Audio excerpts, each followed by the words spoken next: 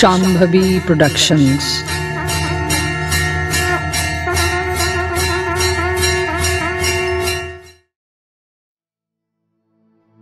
প্রনাশ শব্দের আক্ষরিক অর্থ বিনাশ বা মৃত্যু। সর্বদা কৃতকর্মই যে মানুষের কাছে নিজ প্রকৃতি, প্রবৃত্তি ও নিবৃত্তির আস্বাদ রেখে যায় এমনটা নয়। এই পৃথিবীতে পাওয়ার চেয়ে হারানোর সংস্রব প্রতিটি ক্ষেত্রে আমাদের মনে প্রবল ঝড় তোলে। সেই ঝড়ে আমরা কেউই তেমনভাবে টিকে থাকতে পারি না। অপশক্তির প্রভাব সর্বদাই আমাদের অন্তরের নিবৃত্তিকে বিপথে চালিত করে থাকে। আজকের এই গল্পটি ঠিক তেমনই ব্যঞ্জনাত্মক। নিয়তির অভিঘাতে একে একে জীবনের সব কঠিন সত্যের মুখোমুখি হওয়া একটি আত্মার কাহিনী। এই ভয়ানক পরিণতিরই সাক্ষী হয়ে থাকবে প্রনাশ।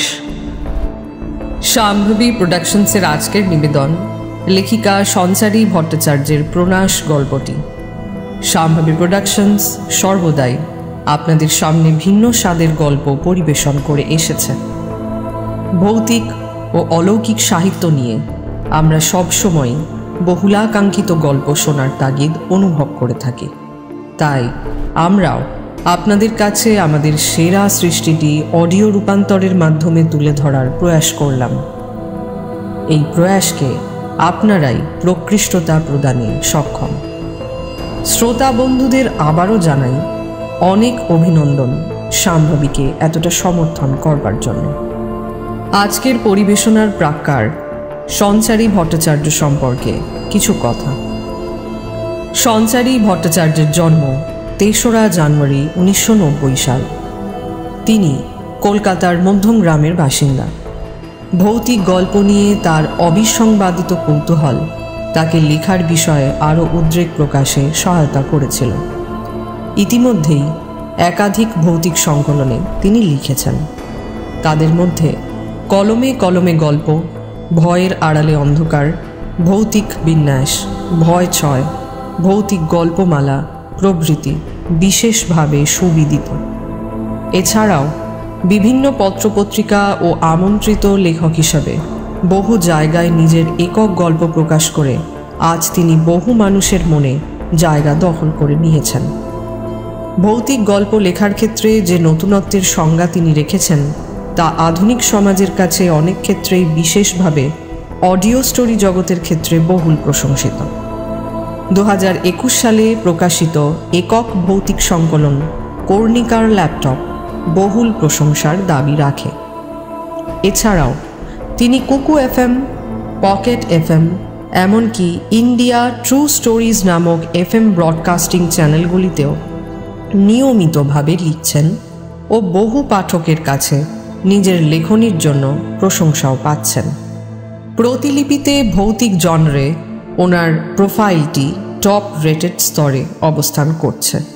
বর্তমানে প্রতিলিপিতে ওনার পাঠক সংখ্যা ৪.৫ লক্ষেরও বেশি।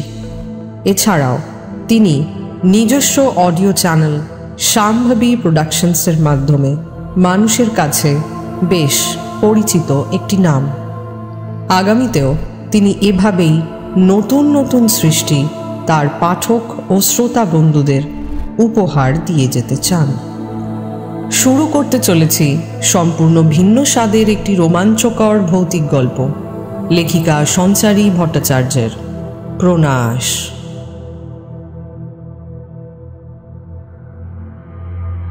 ধৃতির শরীর ও মন জুড়ে একটা ভয় সব সময় কাজ করত। স্থান থেকে স্থানান্তরে তাকে তাড়া করে বেড়াতো। শয়নে, স্বপনে, নিদ্রা, জাগরণে কারুর উপস্থিতি, প্রতিকূল উপস্থিতি, এক অচেনা ভয়ের আভাস, যেন কিছু বলতে চাইতো তাকে।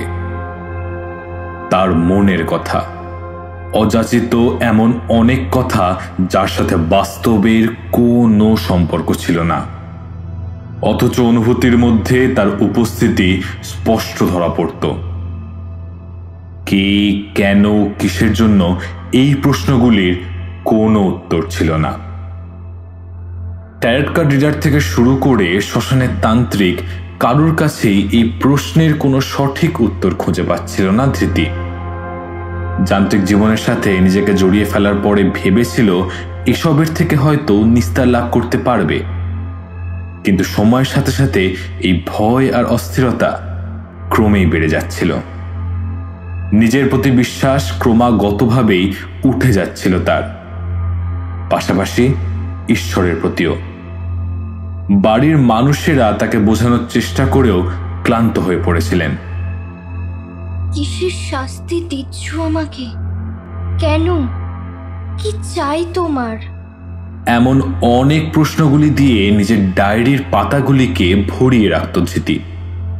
একটা আজব ভয়, কারোর সাথে দেখা করা, কোনো অনুষ্ঠানে যাওয়া, কোনো বন্ধুকে পরামর্শ দেওয়া, কিংবা পরিবারের সাথে সময় অতিবাহিত করা, সর্বত্রই এক অত্যাশ্চর্য ভয় কাজ করত। এই বোধ হয় কেউ তার গলার নলিটা কেটে দেবে, অথবা উঁচু বাড়ির ছাদ থেকে তার প্রিয়জনকে নিচে ফেলে দেবে। সবার মধ্যে থেকেও নিজেকে ভীষণ একা অনুভব করত ধৃতি। সবকিছু স্বাভাবিক থাকা সত্ত্বেও মৃত্যু ভয় কাজ করেই যেত। ধৃতির সবচেয়ে কাছের বন্ধু ছিল নীতি। ছোটবেলা থেকেই এক স্কুলে পড়াশোনা করেছিল। তারপর উচ্চ শ্রেণীর পড়াশোনার জন্য নীতি লন্ডনে চলে গেছিল। আপেক্ষিক কথোপকথন নীতির সাথেই সেরে নিত ধৃতি। অন্যান্যদের তুলনায় নীতির কথা শুনেই চলতে বেশি পছন্দ করত। তবে এর পিছনে সবচেয়ে বড় কারণটি ছিল নীতির বিশ্বাস। প্যারানর্মাল বিষয়গুলির সাথে জড়িয়ে গেছিল তার জীবনও। তাই এই বিষয়টি নিয়ে পড়াশোনা করতে সে লন্ডন পাড়ি দিয়েছিল। ঘটনার সূত্রপাত এখান থেকেই। লন্ডনে থাকাকালীন নীতির সাথে দেখা করতে গেছিল ধৃতি। দীর্ঘদিনের এই বন্ধুত্বের মাঝে পরিবারের কোনো লোকই সেভাবে নিজের অধিকার ফলাতে চাননি। দুজনে নিজের মনের কথাগুলিকে একে অপরের সাথে ভাগ করে নেওয়ার ভালোই সুযোগ পেত। নীতি হঠাৎ দূরে চলে যাওয়ার কারণেই বেশ কিছুটা বিমর্ষ হয়ে পড়েছিল ধৃতি। ছোটবেলা থেকেই এই বিষয়গুলি নিয়ে ভয় কাজ করলেও একমাত্র নীতির সাথেই সে বেশ কিছুটা সুরক্ষিত অনুভব করত। নীতি একদিন ফোন করে এই বিষয়গুলির থেকে চিরতরে মুক্তি পাওয়ার পন্থা জানানোর পরেই ধৃতি লন্ডনে তার সাথে দেখা করতে যাওয়ার সিদ্ধান্ত নিয়ে ফেলল। এতদিন পর্যন্ত যে বিষয়গুলি শুধুমাত্র অনুভূতির মধ্যে সীমাবদ্ধ ছিল, ধীরে ধীরে তা বাস্তবে প্রকাশ পেতেও শুরু করেছিল। যাকে চাক্ষুষ দেখার কথা মনে আসলেও ধৃতির সারা শরীরের রক্ত হিম হয়ে যেত।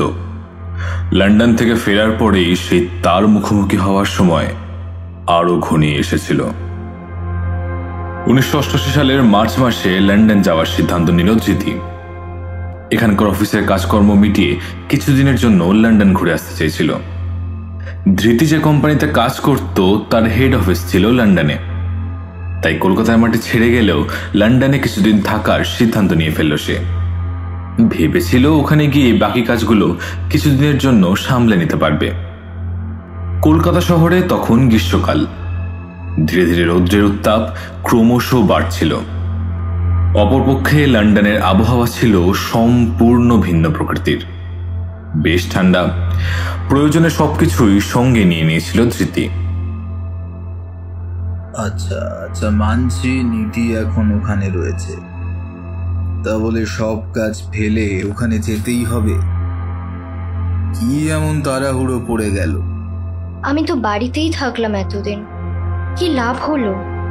আমার চাকরি, আমার টাকা পয়সা, কোনোটাই তো আমার মনের মধ্যে তৈরি হওয়া ভয়কে দূর করতে পারলো না। তাই যার কাছে গেলে আমি একটু শান্তি পাই সেখানেই যাচ্ছে। আশা করি তোমাদের কোনো আপত্তি নেই। ধৃতির কথাগুলি শুনতে খারাপ লাগলেও তার মানসিক অবস্থার কথা পরিবারের সকলেই প্রায় জানতেন। দিনের পর দিন এক অনাবশ্যক ভয় আর আশঙ্কার মধ্যে কাটাতে হচ্ছিল তাকে।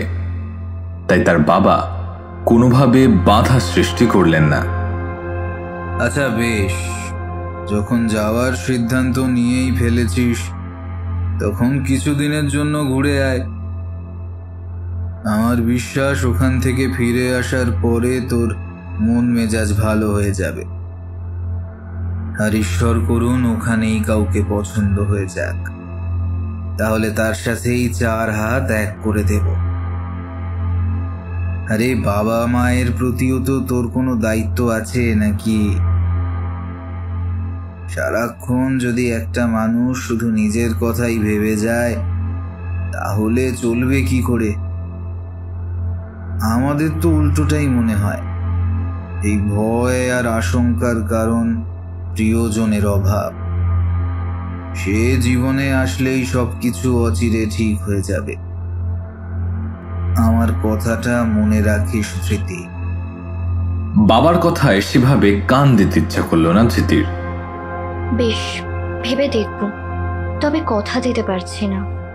আর একটাই অনুরোধ, বারবার একই কথা বলে আমাকে আর বিব্রত করো না। আমার যখন মন চাইবে আমি নিশ্চয়ই কাউকে নিজের জন্য খুঁজে নেব, তবে সবার আগে আমাকে এই ভয়টা কাটাতে হবে।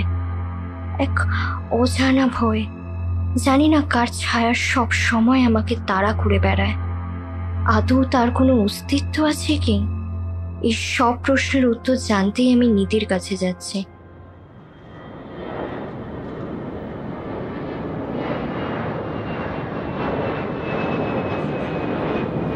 প্লেনটা লন্ডনের উদ্দেশ্যে উড়ে যেতেই জানলা দিয়ে পরিচিত শহরটাকে বিদায় জানিয়ে দিল ধৃতি।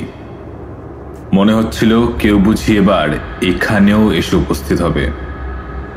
তার উপস্থিতির কথা সমস্ত প্যাসেঞ্জাররাই টের পেয়ে যাবেন। হয়তো এমন কোনো দুর্ঘটনা ঘটবে যা ধৃতির অস্তিত্বই মুছে দেবে। চোখ বন্ধ করে ঈশ্বরকে স্মরণ করতে লাগলো ধৃতি। সময় মতোই ফ্লাইট পৌঁছে গেল। কনকনে হাওয়ায় অস্থির হয়ে উঠল ধৃতি। কিছুটা যাওয়ার পরেই পরিচিত মুখের দর্শন হয়ে গেল। হাই, কেমন আছিস ধৃতি? নীতির মুখটা দেখা মাত্রই স্বস্তির নিঃশ্বাস ফেলেছিল ধৃতি। আমার ভীষণ ভয় করছে নীতি, প্লিজ আমাকে এখান থেকে নিয়ে চল। ধৃতির মানসিক অবস্থার কথা নীতি জানত, তাই কথা না বাড়িয়ে তাকে নিয়ে বাড়ির উদ্দেশ্যে রওনা হয়ে গেল। আমি এখানে 12 দিনের জন্য এসেছি নীতি, তার থেকে বেশি সময় থাকতে পারবো না। অফিস থেকে কিছুতেই ছুটি দিল না, তাই আমাদের যা করার এই অল্প সময়ের মধ্যেই করতে হবে, না হলে বড্ড দেরি হয়ে যাবে রে। আর শুধু তাই নয়, আমার প্রাণ সংশয়ও হতে পারে, তাই আমি কোনো রকমের রিস্ক নিতে পারবো না। আচ্ছা ঠিক আছে, আমি একটা পরিকল্পনা করেই রেখেছি। আশা করি সেভাবে এগুলে এই অভিশাপের কবল থেকে খুব তাড়াতাড়ি তুই মুক্তি পেতে পারবি। এটা খুব পুরনো একটা অভিশাপ, তোর জন্মের সময় থেকেই তোর পিছু নিয়েছিল, কিন্তু তোর বাবা মা এ বিষয়ে কিছুই তোকে জানায়নি। আসলে ওরা নিজেরাও এ বিষয়ে কিছু জানতেন না। নীতির কথাগুলি শুনে কিছুটা ঘাবড়ে গেল ধৃতি। আচ্ছা তুই যা বলবি আমি সেভাবেই সব করব, কিন্তু আমাকে এই অভিশাপের হাত থেকে মুক্তি দে।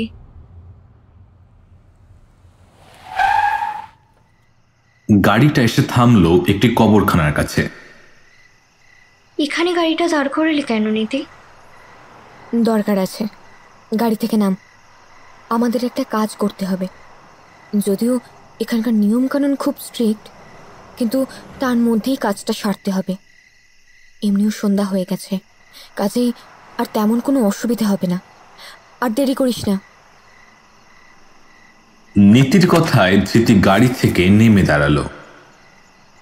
সামনের দিক থেকে এগোতে থাক, দেখবি কিছু দূর যাওয়ার পরেই একটা কুড়ুল পাবি।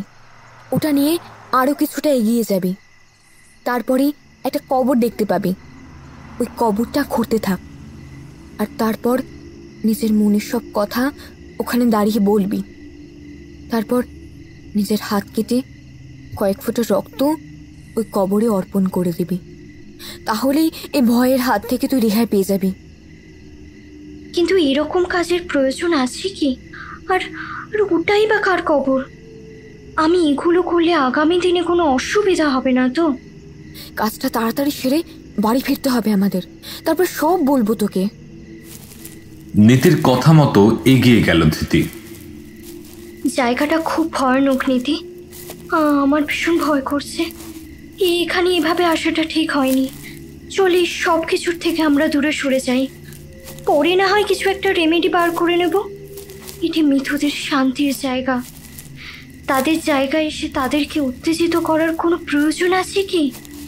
নীতি বলল, প্রয়োজন আছে ধৃতি, আমি সবটা বলবো তোকে। আগে আমাদের এই কাজগুলো সেরে ফেলতে হবে। কবরখানার পরিবেশটা ওদের কারোর পক্ষেই অনুকূল ছিল না। নীতি আর ধৃতি এগিয়ে যেতে লাগলো। কিছু দূর যাওয়ার পরেই একটি কুড়ুল নজরে পড়ল। এই কুড়ুলটা এখানে কে রেখেছিল নীতি?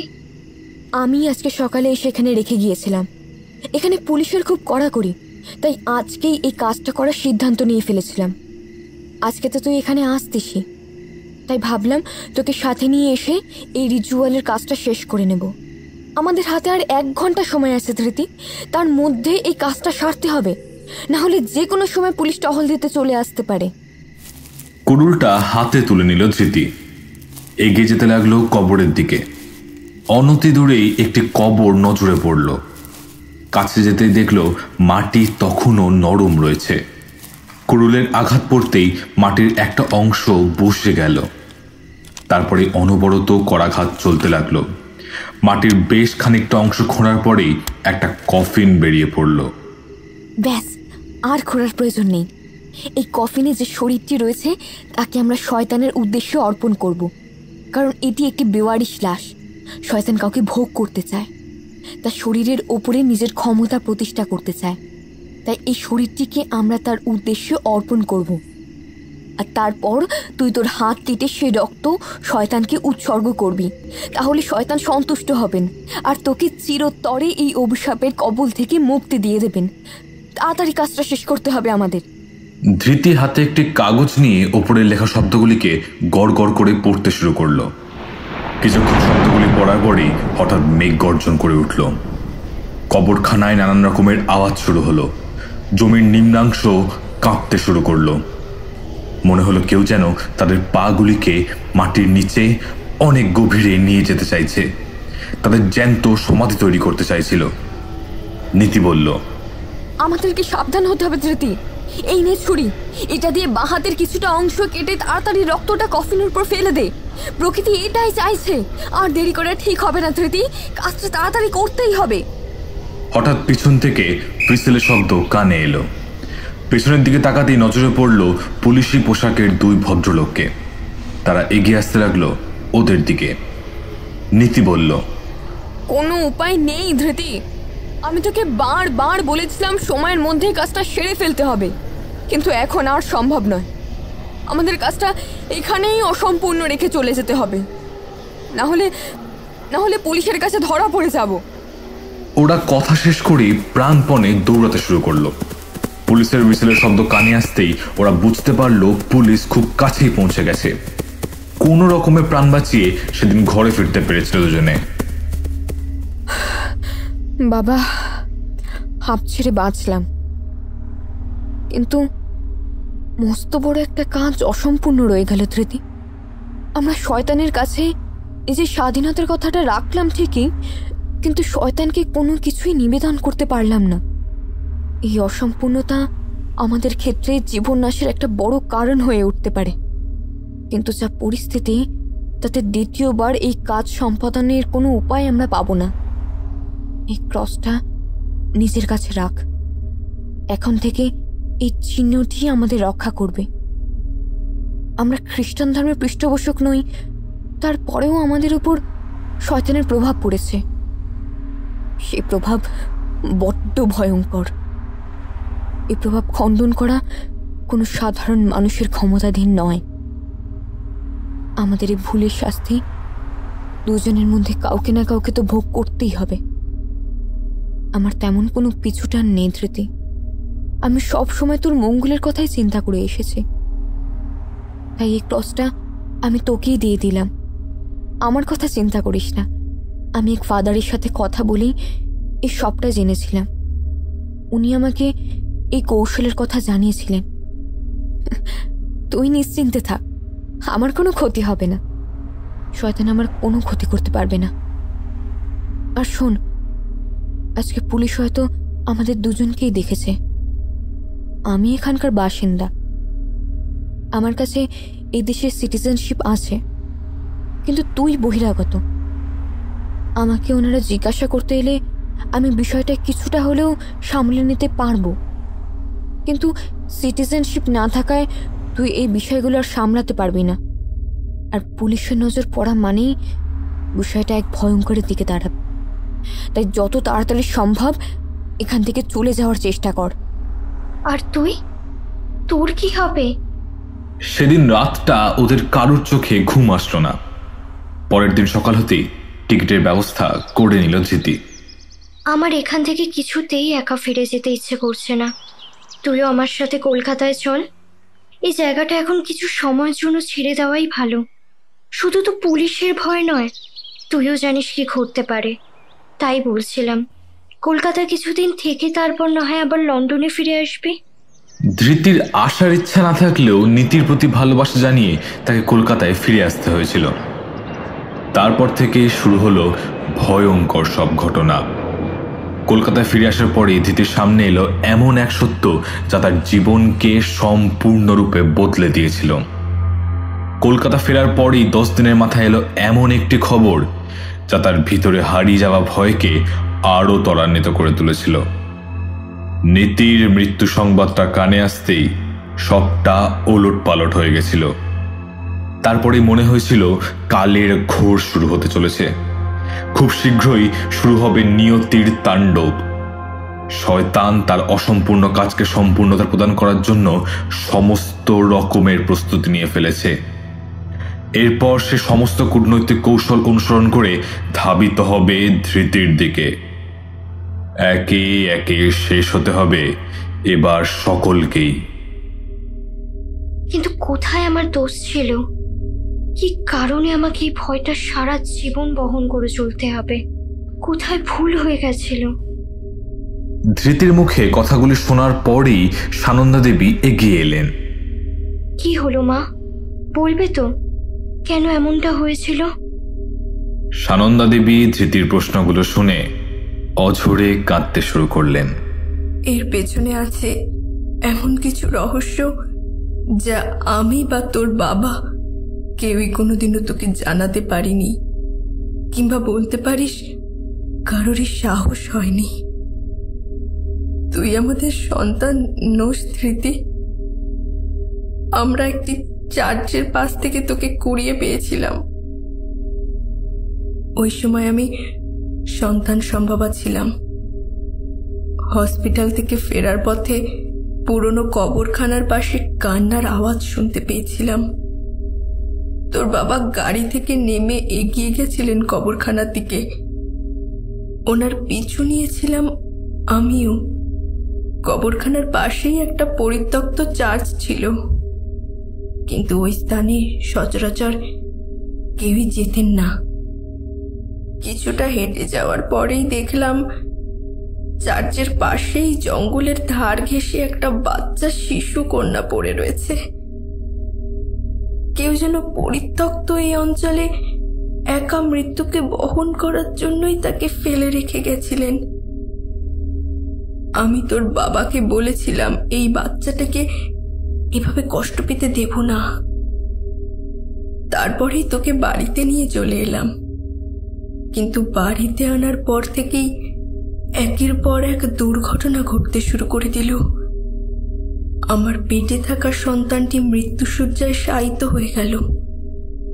আমার শ্বশুর শাশুড়িও মারা গেলেন। আমার স্বপ্নে আসতে থাকলো এমন কিছু চেহারা যা ছিল মৃত্যুর চেয়েও ভয়ঙ্কর।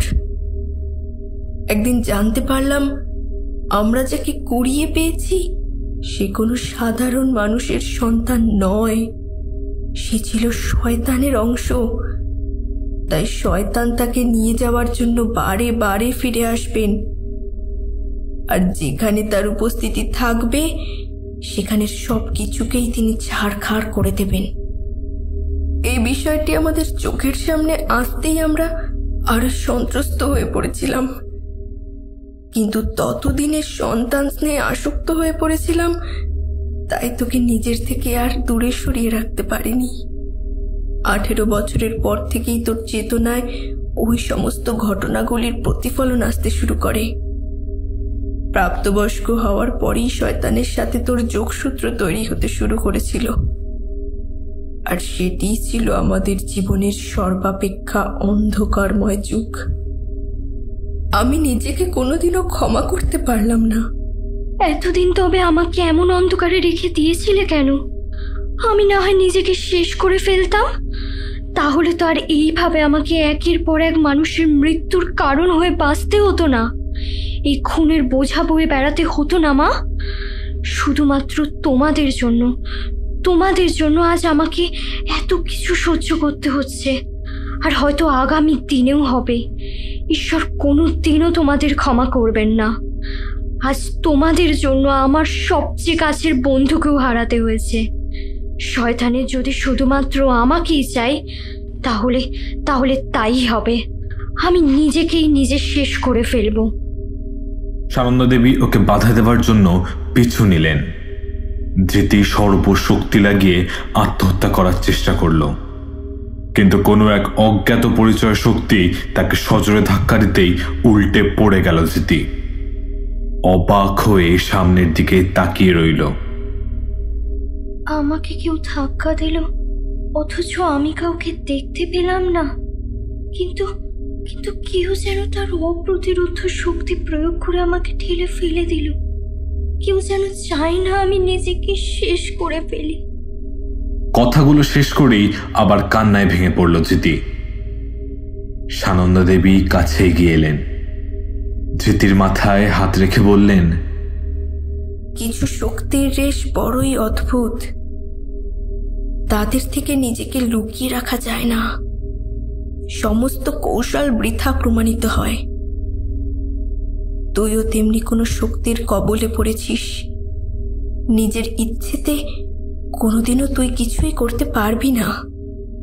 তোকে সর্বদাই এই শক্তির উপর বিশ্বাস করতে হবে। তিনি যেভাবে তোকে পরিচালিত করবেন, তোকে ঠিক সেইভাবেই পরিচালিত হতে হবে। সানন্দা দেবীর কথাগুলির অন্তর্নিহিত অর্থ বোঝার কাজ খুব একটা কঠিন ছিল না। ধৃতি নিজেও জানত সে আর এই বিপদের হাত থেকে কোনো দিনও রক্ষা পেতে পারবে না। একমাত্র মৃত্যুই পারে তাকে এই বিপদের হাত থেকে মুক্তি দিতে। কিন্তু হাজারবার মৃত্যুকে আলিঙ্গন করার চেষ্টাও ব্যর্থতায় পর্যবসিত হতে শুরু করেছিল। এরপর শুরু হলো আরো ভয়ঙ্কর ঘটনাগুলির পুনরাবৃত্তি। মৃত মানুষকে চোখের সামনে জীবন্ত অবস্থায় হেঁটে চলে বেড়াতে দেখত ধৃতি। কখনো বা নির্জন স্থানে কারোর পিছু পিছু হেঁটে গিয়ে দেখত তার আর কোনো অস্তিত্বই নেই। এভাবে আরো একটা বছর অতিবাহিত হয়ে গেল, কিন্তু পরিস্থিতির কোনো পরিবর্তন হলো না। জীবন তাকে এমন এক পর্যায়ে নিয়ে এসে দাঁড় করিয়েছিল যেখান থেকে পালিয়ে বাঁচার আর কোনো উপায় ছিল না। এই 1 বছরের মধ্যে প্রায় 10টিরও বেশি কোম্পানিতে কাজ করার অভিজ্ঞতা অর্জন করেছিল ধৃতি, কিন্তু কোনোটিতেই 1 মাসের অধিক থাকা সম্ভব হতো না তার পক্ষে। বাড়ির বাইরে বেরোলেই নানান অযাচিত বিষয়ের সাথে জড়িয়ে যেত তার ভবিষ্যৎ। চোখের সামনে কোনো অঘটন ঘটছে দেখলেও প্রকৃত অর্থে সেগুলির কোনো অস্তিত্ব খুঁজে পেত না ধৃতি। পরিস্থিতি আরো জটিল থেকে জটিলতর হয়ে উঠেছিল। ধৃতির কাছে সবটাই তখন এক ধাঁধার আকার ধারণ করেছিল। আমাকে এর হাত থেকে রক্ষা পেতেই হবে। আমি হয় নিজেকে শেষ করব, না হলে এই শক্তিকে। আর কত নেবে তুমি? পৃথিবীতে ঈশ্বরের শক্তির চেয়ে বড় পবিত্র শক্তি আর কোথাও নেই। সকলকেই তার কাছে হার মানতেই হবে। আমি কিছুতেই হেরে যাব না। তুমি সকলকে শেষ করে দিলেও আমাকে কোনো দিনও নিজের করায়ত্ত করতে পারবে না। কথাগুলি নিজের মনের খেয়ালে বলে গেলেও ধৃতি জানত এগুলি সাধারণ কথা ছাড়া আর কিছুই ছিল না। যে শক্তির সাথে এত বছর ধরে লড়াই করে আসছিল সেটি আর যাই হোক কোনো সাধারণ শক্তি ছিল না। এই পরিস্থিতির হাত থেকে রেহাই পাওয়ার জন্য সে স্বাভাবিক জীবনযাপন করার সিদ্ধান্ত নিয়ে ফেলেছিল। অন্তত জীবনকে আরো একটা সুযোগ দিতে চেয়েছিল সে। হারিয়ে যাওয়া দিনগুলি যে আর ফিরে আসবে না এই বিষয়টি সে জানত। তাই শয়তানি শক্তিকেই নতুন করে চ্যালেঞ্জ জানাতে চেয়েছিল এই মেয়েটি। এরপর একটি বেসরকারি দপ্তরে চাকরির সন্ধান পেল ধৃতি। সেখানে বিভিন্ন রকমের কাজ হতো এবং তার মধ্যে সবচেয়ে গুরুত্বপূর্ণ ছিল ছবি আঁকা। দেশ বিদেশের পৌরাণিক পুঁথিগুলি থেকে প্রাপ্ত ছবিগুলিকে নতুন রূপ দেওয়া। এর দ্বারা পুরাতন বিষয়টি অনুসন্ধানের ক্ষেত্রে অনেকটাই সুবিধা হতো। ধৃতির কাছে এই বিষয়গুলি ছিল অত্যন্ত গুরুত্বপূর্ণ। সে ভেবেছিল এর মধ্যে দিয়ে সে শয়তানকে ধ্বংস করার রসদ খুঁজে পাবে। বিলম্ব না করেই নিজেই ওই সংস্থায় কাজ করার জন্য রাজি হয়ে গেল। কয়েকদিন অফিসে কাজ করার পরেই বিভিন্ন রকমের পুঁথি তার হাতে এসে পৌঁছালো। পৌরাণিক এই পুঁথিগুলির মাধ্যমে শয়তানের সাথে যোগসূত্র স্থাপন করার চেষ্টায় মেতে উঠল ধৃতি। কিন্তু এর দ্বারা পরিস্থিতি আরো ভয়াবহ আকার ধারণ করতে শুরু করেছিল। একদিন অফিস থেকে কিছু তথ্য সংগ্রহ করে বাড়ি ফেরবার সময় ঘটল নতুন অঘটন। চোখের সামনেই শুরু হলো শয়তানি তাণ্ডব। বাস্তবে যার উপস্থিতি এতদিন চোখে পড়ছিল না তাকেই চাক্ষুষ দেখতে পেল ধৃতি। পুঁথিগুলির সত্যতা বিচারের কাজ এতটাও সহজ ছিল না। শয়তানের অস্তিত্ব খুঁজতে গিয়ে সে নিজেকে এমন এক গোলকধাঁধার মধ্যে আবিষ্ট করে ফেলেছিল যেখান থেকে উদ্ধারের সমস্ত পথই বন্ধ হয়ে গেল। ঘটনাটি চোখের সামনে আসতেই সারা শরীরে হিমেল রক্তের স্রোত বয়ে গেল। রাস্তার এক প্রান্তে দাঁড়িয়ে গাড়ির জন্য অপেক্ষা করছিল ধৃতি। হঠাৎ মনে হলো রাস্তার ওপারে সুনন্দা দেবী তাকে ডাকছেন। মাকে দাঁড়িয়ে থাকতে দেখে ঘাবড়ে গেল ধৃতি। মাকে দেখে এগিয়ে যেতে চাইল, কিন্তু ক্ষণিক পরেই সে দেখল এমন কিছু বাস্তবের সাথে যার কোনো সম্পর্কই ছিল না। সুনন্দা দেবীর হাতে ছিল একটা কুড়ুল। রাস্তার মাঝখানে কুড়ুলটি নিজের হাতে শক্ত করে ধরে রেখেছিলেন তিনি। সবার অলক্ষ্যেই সেটিকে নিজের গলার উপরে বসিয়ে দিলেন। এক কোপেই তার গলাটি তার শরীরের থেকে বিচ্ছিন্ন হয়ে মাটিতে পড়ল, আর সাথে সাথেই একটি বাসের চাকার তলায় পৃষ্ঠ হয়ে গেল। এই দৃশ্যটি দেখার পরে সজোরে চিৎকার করে উঠল ধৃতি, কিন্তু চোখকে কোনোভাবেই বিশ্বাস করাতে পারল না। তারস্বরে চিৎকার করতে করতে বাড়ির দিকে ছুটতে লাগলো। বাড়িতে এসেই দরজার কলিং বেলটা স্পর্শ করতে মনে হলো সুনন্দা দেবী তার দিকে এগিয়ে আসছেন। মাকে চোখের সামনে দেখে হতভম্ব হয়ে গেল ধৃতি। কি মা, তোমার কিছু হয়নি তো? আমি যে দেখলাম রাস্তায় তোমাকে ওভাবে শেষ হয়ে যেতে, তাহলে কি এটাও আমার চোখের ভুল ছিল? কথাগুলি বলা শেষ হতে ধৃতি লক্ষ্য করলো সুনন্দা দেবী সজোরে হাসতে শুরু করলেন। ধৃতি এর কোনো কারণ খুঁজে পেল না। তারপরে সত্যি সত্যি তেমনটা ঘটে গেল ওর চোখের সামনে। সুনন্দা দেবী পাশ থেকে একটি কুড়ুল ওঠালেন আর তারপরে নিজেই সজোরে নিজের গলায় আঘাত করলেন। তবে এবারের বিষয়টা ছিল সম্পূর্ণ সত্য, কোনো ভ্রান্তির লেশ ছিল না। মা বলে এগিয়ে যেতেই ধৃতি দেখলো চাপ চাপ রক্ত পড়ে রয়েছে মেঝেতে, আর সুনন্দা দেবী মৃত্যু যন্ত্রণায় ছটফট করছেন। ধীরে ধীরে দেহটি তার সামনে স্পন্দন হারিয়ে ফেলল। ধৃতির সেদিন করার আর কিছুই ছিল না। বাবাকে চিৎকার করে ডাকার শক্তিটুকুও আর অবশিষ্ট ছিল না। আগের ঘটনাগুলির সাথে এই ঘটনার মিল ছিল, কিন্তু কোনো তাৎপর্য ছিল না। কার উপস্থিতিতে ঘটনাগুলি ঘটেছিল সে বিষয়ে ধৃতির কোনো ধারণাই ছিল না। আগে থেকে যে ভয়টা তাকে গ্রাস করে আসছিল, ধীরে ধীরে সেটি তার সর্বস্ব কেড়ে নিতেও শুরু করেছিল। নিজেকে সান্ত্বনা দেওয়ার মতো অবস্থাতেও ছিল না ধৃতি।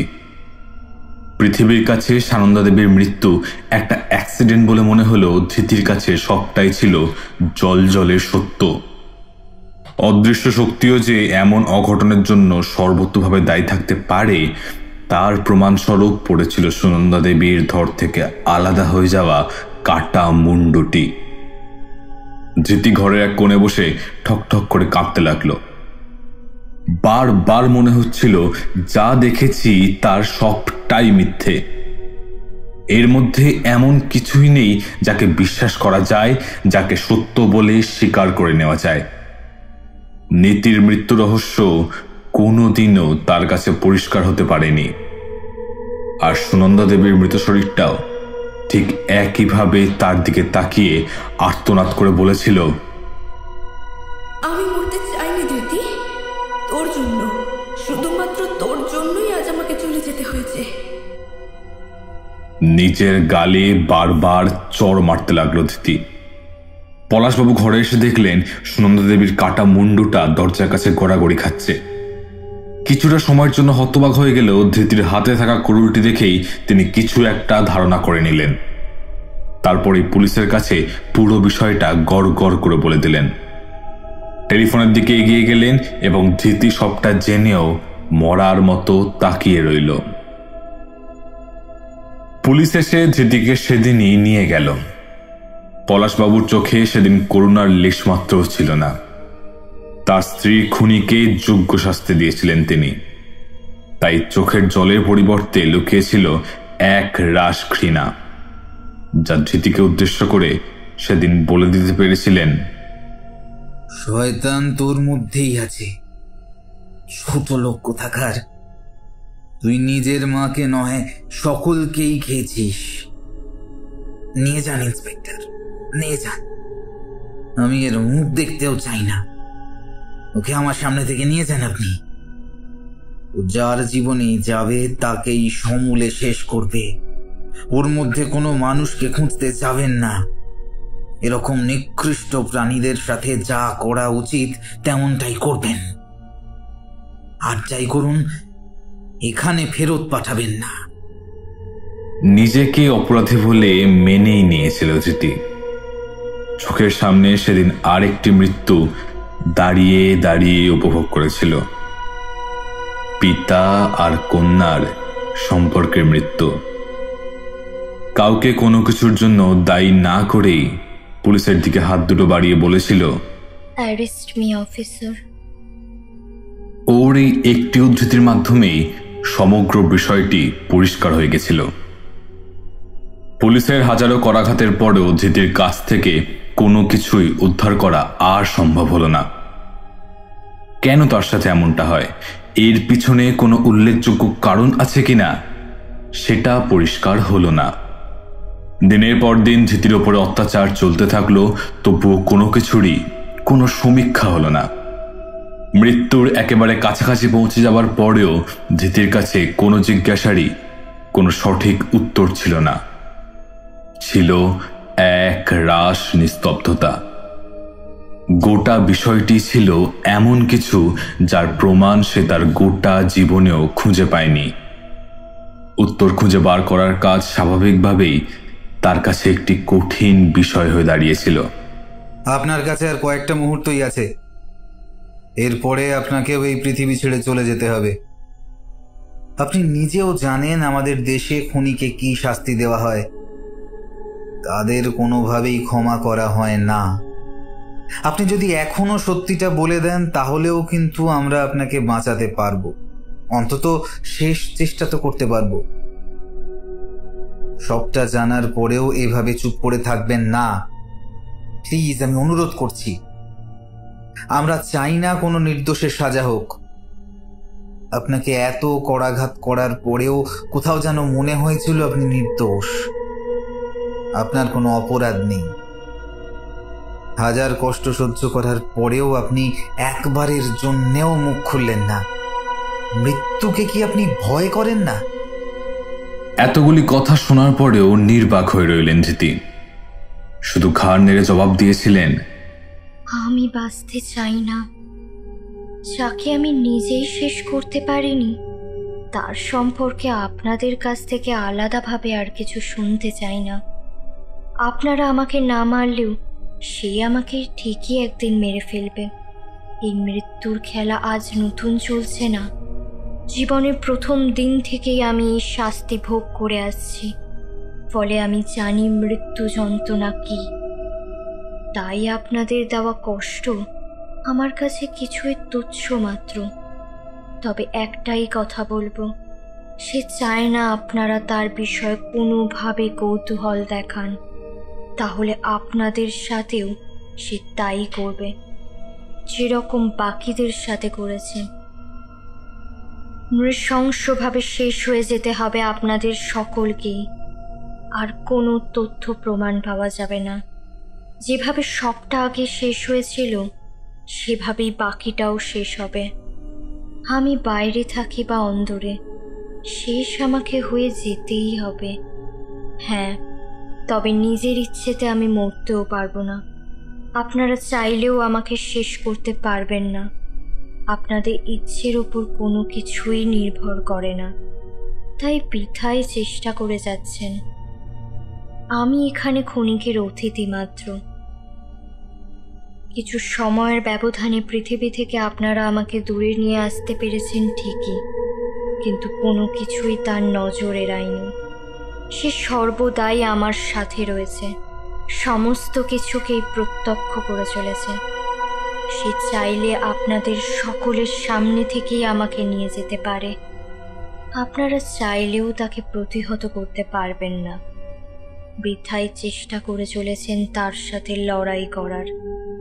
যে শত্রুকে দেখাই যায় না তার সাথে লড়াই করা কি অত সহজ? আমি এই অভিশপ্ত জীবন নিয়ে জন্মেছি। এবার আমার মৃত্যুর সাথে এই সমস্ত রহস্যের সমাধান রচিত হবে। সকলেই শান্তি পেয়ে যাবেন। পৃথিবীতে বহুদিন থাকলাম, অনেক পাপ করলাম, কিন্তু পাপীকে শাস্তি দিতে পারলাম না, কারণ স্বয়ং ঈশ্বরও তাকে এই পাপের দায়ভার থেকে মুক্তি দিয়েছেন। ধৃতির কথাগুলি ক্রমে জটিল থেকে জটিলতর হয়ে উঠেছিল, কিন্তু এর অন্তর্নিহিত অর্থ বোঝার ক্ষমতা ওখানে উপস্থিত কারোরই ছিল না। হঠাৎ একজন অফিসার লক্ষ্য করলেন ধৃতির চোখের ভাষা বদলে যাচ্ছে। কাউকে সামনে দাঁড়িয়ে থাকতে দেখে সে সেলের এক প্রান্তে লুকিয়ে পড়ার চেষ্টা করতে লাগলো। ওকে দেখার পর অফিসাররাও অবাক হয়ে গেলেন। ধৃতি কাউকে উদ্দেশ্য করে বিড়বিড় করতে শুরু করলো, যেন কেউ তার সামনে সে দাঁড়িয়েছেন। ধৃতির চোখে মুখে এক তীর্যক ভয় কাজ করতে শুরু করলো। মনে হলো মৃত্যু যেন ডালপালা মেলে তার দিকে এগিয়ে আসতে চাইছে। প্রত্যেকের কাছেই অস্ত্র ছিল। অনেকেই শূন্য ফায়ার করতে শুরু করলেন। সেলের দিকটায় বন্দুকের নল থেকে নিষ্কাশিত থাকলো একের পর এক বুলেট, কিন্তু সবটাই ধোঁয়াশা। কাউকেই দেখতে পাওয়া গেল না। অথচ ধৃতি যেন আরো কুঁকড়ে যাচ্ছিলেন। মৃত্যুকে চোখের সামনে দাঁড়িয়ে থাকতে দেখলে মানুষের যেমন অবস্থা হয়, তার চোখে মুখের ভাষার মধ্যেও সেই ছাপ ছিল একেবারে স্পষ্ট। অফিসাররা বিষয়টি লক্ষ্য করে অনেকেই প্রশ্ন করতে লাগলেন, কিন্তু কাউকেই জবাব দেওয়ার অবস্থায় ছিল না ধৃতি। কি দেখতে পাচ্ছেন আপনি? এতটা ভয় পেয়ে যাচ্ছেন কেন? কি হলো বলবেন তো? ধৃতি সোজা একটি আঙুল দেখিয়ে বলল, ওই যে দেখুন, আমার শরীরটা নিয়ে সে বাইরেই দাঁড়িয়ে রয়েছে। হুবহু আমার মতোই দেখতে লাগছে তাকে। সে যাকে নিতে আসে তার শরীরটা ধারণ করেই মুখের সামনে এসে দাঁড়ায়। আজ আমার পালা, আগামীতে অন্য কারোর হবে। তার নিজের কোনো শরীর নেই, সকলের শরীরকেই তিনি ধারণ করতে পারেন। যেদিন আপনি নিজের সাথে পরিচিত হবেন, সেদিন জানবেন আপনারও শেষ দিন আসন্ন। ঠিক যেভাবে আমি নিজেকে আজ দেখতে পাচ্ছি, ওইভাবে আপনিও নিজেকে দেখবেন। আমার সময় হয়ে গেছে অফিসার। এবার সে আমাকে নিতে এসেছে। সে চায় না আমি এইভাবেই শেষ হয়ে যাই, কারণ বিগত দিনে ঘটে যাওয়া মৃত্যুগুলির মধ্যে কোথাও আমি কোনোভাবে জড়িত ছিলাম না। আমি মরতে চাই না অফিসার, আমাকে বাঁচান, প্লিজ আমাকে বাঁচান। অফিসাররা কোনো কিছুই দেখতে পেলেন না, অথচ পরিস্থিতি ক্রমাগতভাবেই জটিল আকার ধারণ করতে শুরু করলো। অফিসাররা দেখলেন ধৃতি ধীরে ধীরে উঠে দাঁড়ালেন, তারপর নিজের ঠোঁটের কাছে হাত দুটো নিয়ে গেলেন। চোখের পলক পড়তেই দেখলেন মুখের দুই প্রান্তে দুটো আঙুল দিয়ে সজোরে ঠোঁটটিকে উল্টো দিকে টানতে থাকলেন তিনি। অফিসাররা সর্বশক্তি লাগিয়েও তার কাছে পৌঁছতে পারলেন না। মাংসপেশি ভেদ করে নিমেষের মধ্যেই ছিন্ন বিচ্ছিন্ন হয়ে গেল ধৃতির মুখটি। চোখের সামনে শেষ হয়ে গেছিল সেদিন ধৃতি, অথচ কারুর কিচ্ছুই করার ছিল না। অফিসারদের কাছেও কোনো প্রশ্নের উত্তর ছিল না। পূর্বেও এমন কোনো ঘটনার সাক্ষী ছিলেন না তারা কেউই। এমন বিচিত্র অভিজ্ঞতারই সাক্ষী থাকতে হয়েছিল গোটা পুলিশ ডিপার্টমেন্টকে। এটি আত্মহত্যা ছিল নাকি কোনো পৈশাচিক মৃত্যু, সেদিন শিক্ষিত ও রাশভারী লোকেদের মুখেও এই একই প্রশ্নের রেশ জমাট বেঁধেছিল। তীর্যক দৃষ্টি নিয়ে তাকিয়েও পুলিশের লোকেরা কেউই এর অন্তর্নিহিত অর্থ উপস্থাপিত করতে পারেননি। পরে প্রেস কনফারেন্সে ঘটনাস্থলে উপস্থিত সমস্ত অফিসারদেরই ডেকে পাঠানো হয়েছিল। মিডিয়ার তরফে তাদেরকে অনেক রকম প্রশ্নও করা হয়েছিল, কিন্তু তারা কেউই এই ঘটনার পিছনে লুকিয়ে থাকা আসল কারণটি খুঁজে বার করতে পারেননি। এমনকি এর সত্যতা প্রমাণ করাও তাদের কারোর পক্ষেই সম্ভব হয়নি। ধৃতির মৃত্যুটি সকলের কাছেই রহস্য হয়ে থেকে গেছিল। এই ঘটনার কয়েকদিনের মধ্যেই পলাশবাবুকেও তার বেডরুমে মৃত অবস্থায় পাওয়া গেছিল। কোনো ভয়ঙ্কর কিছু দেখেই নাকি তার মৃত্যু হয়েছিল। পুলিশ সূত্রে জানানো হয়েছিল মৃত ব্যক্তিটি একটি দেওয়ালের দিকে স্থির হয়ে তাকিয়েছিলেন, আর ওই দেয়ালেই নাকি ঝুলছিল ধৃতির ছবিটি।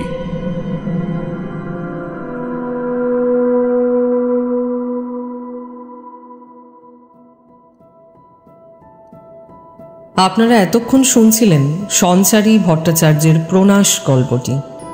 আশা করি এই গল্পটি আপনাদের নিরাশ করেনি। পরিবেশনায় কোনো ত্রুটি থাকলে আমরা আমাদের শ্রোতা বন্ধুদের নিকট ক্ষমা প্রার্থী। আপনারা আমাদের কাজকে আরও সুন্দর করে তোলার জন্য কমেন্ট বক্সে কমেন্ট করে আপনাদের মূল্যবান মতামত আমাদের কাছে পৌঁছে দিতে পারেন।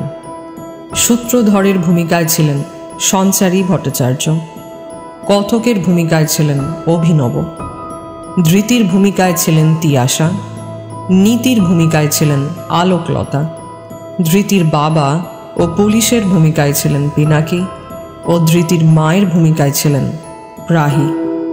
এরকম গল্প আরও শুনতে হলে অবশ্যই আমাদের সাথে থাকুন।